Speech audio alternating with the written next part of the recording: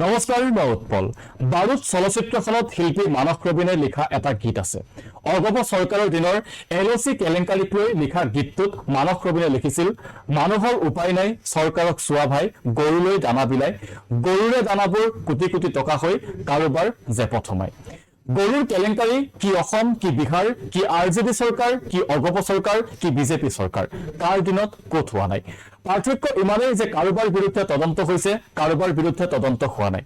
কোনোবাই শাস্তি ভোগ কৰিছে আৰু কোনোবাই কৰা নাই। 90ৰ দশকত বিহাৰত সংঘটিত হৈছিল এটা বৃহৎ ৰাজনৈতিক আৰু আৰ্থিক কেলেংকাৰী। এই কেলেংকাৰী পশুপালন বিভাগৰ সৈতে জড়িত আছিল, য'ত চৰকাৰী কোষাগাৰৰ পৰা কোটি কোটি টকা আত্মসাৎ কৰা হৈছিল। পশুৰ খাদ্য, ঔষধ আৰু সঁজুলি ক্ৰয়ৰ বাবে অহা ধন আত্মসাৎ কৰা হৈছিল, যাৰ বাবে জেল গৈছিল মুখ্যমন্ত্ৰী লালু প্ৰসাদ যাদৱ। কেৱল জেল যোৱাই নহয়, এই কেলেংকাৰীৰ বাবেই ৰাজনৈতিক জীৱন ধ্বংস হৈ গৈছিল লালু প্ৰসাদ যাদৱৰ। অসমতো BJP চৰকাৰৰ দিনত সংঘটিত হৈছে অনুৰূপ এক কেলেংকাৰী। সেয়া হৈছে গিৰগাই ক্ৰয়ৰ কেলেংকাৰী। কিন্তু এই কেলেংকাৰীৰ তদন্তৰ কথা এই মুহূৰ্তলৈকে মুখ্যমন্ত্ৰী হিমন্ত বিশ্ব শৰ্মাই কৰা নাই, বা ED CBI এই কেলেংকাৰীৰ তদন্ত কৰিব নেকি, সেয়াও এতিয়ালৈকে জানিব পৰা হোৱা নাই। বিহাৰত পশুধন কেলেংকাৰী পোহৰলৈ অহাৰ পাছতেই CBI তদন্ত আৰম্ভ কৰিছিল। তদন্তত মুখ্যমন্ত্ৰী লালু প্ৰসাদ যাদৱক এই কেলেংকাৰীৰ বাবে দোষী সাব্যস্ত কৰা হয় আৰু 2013 চনত তেওঁক 5 বছৰৰ কাৰাদণ্ড আৰু 25 লাখ টকাৰ জৰিমনা বিহা হয়। লালু প্ৰসাদৰ উপৰিও আৰু কেইবাজনো ৰাজনীতিবিদ আৰু ব্যৱসায়ীকো দোষী সাব্যস্ত কৰা হৈছিল। এই কেলেংকাৰীয়ে ৰাজনৈতিক জীৱন শেষ কৰি পেলাইছিল লালু প্ৰসাদ যাদৱৰ। তেওঁ অৱশেষত মুখ্যমন্ত্ৰী পদৰ পৰা পদত্যাগ কৰিবলৈ বাধ্য হৈছিল। ঠিক তেনেদৰে অসমতো গিৰগাই ক্ৰয়ক লৈ হোৱা অনিয়মৰ তদন্ত কৰিলে এক বৃহৎ কেলেংকাৰী ওলাই পৰিব বুলি ধাৰণা কৰিছে ৰাজ্যবাসীয়ে। কাৰণ চৰকাৰী ধনেৰে গৰুখুটি প্ৰকল্পলৈ অনা গিৰগাই কোনো নীতি নিয়ম অবিহনে ভগাই লৈছিল মন্ত্ৰী বিধায়কে। এই গাই ক্ৰয়ক লৈ মন্ত্ৰী জয়ন্ত মল্ল বৰুৱাৰ সৈতে মুখ্যমন্ত্ৰীৰ সৈতে BJPৰ সভাপতি দিলীপ শইকীয়াৰ ভাষ্যৰ কোনো মিল নাই।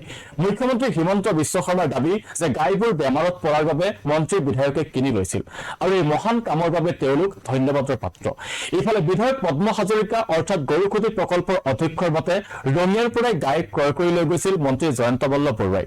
ইফালে দিলীপ শইকীয়া, দিগন্ত কলিতাই গাই ক্ৰয় কৰি গাই পুহিব নোৱাৰি আকৌ এবছৰৰ পাছত গৰুখুটিক গাই ঘূৰাই দি টকা উভতাই লৈছে।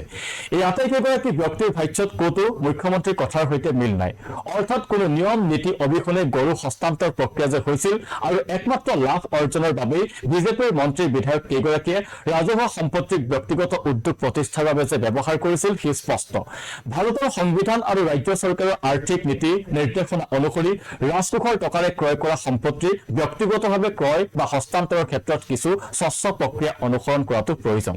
তাৰ বাবে নিলাম প্ৰক্ৰিয়া, অনুমোদন আৰু হিচাপ পৰীক্ষণৰ প্ৰয়োজন।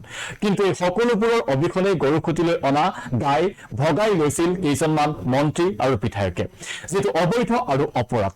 এইফালে আন যিকেইগৰাকী ব্যৱসায়ীয়ে এই গৰু ক্ৰয় কৰি নিছিল তেওঁলোকৰো কোনো গিৰগাই ফাৰ্মৰ অস্তিত্ব নাই বুলি বাতৰিত প্ৰকাশ পাইছে। গতিকে এই কথাসমূহত ৰাজহুৱা এক প্ৰকল্পত ব্যাপক দুৰ্নীতিৰ উমান পোৱা যায়। মানুহক অৰ্থনৈতিক স্বাৱলম্বিতাৰ সপোন দেখুৱাই ৰাজকোষৰ ধন কেৱল কেইজনমান ক্ষমতাবান মানুহৰ সপোন পূৰণতহে ব্যৱহাৰ কৰা হ'ল নেকি, তাৰ তদন্তৰ দাবী কৰিছে অসমৰ জনসাধাৰণে। বিষয়টোৰ স্বচ্ছতাৰ বাবে ইয়াৰ তদন্তৰ প্ৰয়োজন। কৃষিমন্ত্ৰী অতুল বৰাৰো ভূমিকা মানুহে জনাটো প্ৰয়োজন।